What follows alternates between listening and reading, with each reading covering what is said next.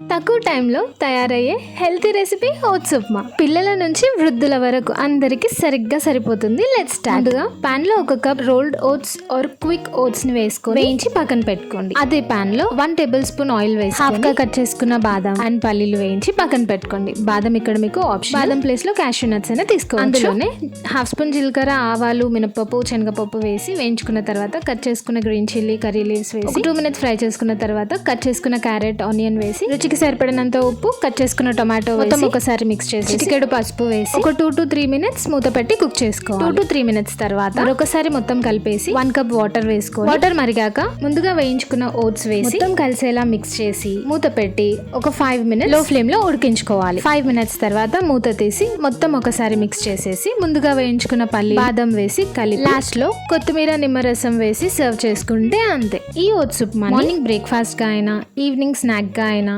Diet food use చేసుకోవచ్చు. And ఈ oats లో మనకి ఫైబర్ అధికంగా ఉంటుంది, లో క్యాలరీలు ఉంటుంది, హై ప్రోటీన్ ఉంటుంది, కొలెస్ట్రాల్ తగ్గించడంలో సహాయపడుతుంది. సో ఈ ఓట్స్ ఉప్మాని మీ బ్రేక్ఫాస్ట్ ఆర్ స్నాక్ టైంలో తప్పక యాడ్ చేసుకోండి. Thank you for watching and do subscribe to my channel for more videos.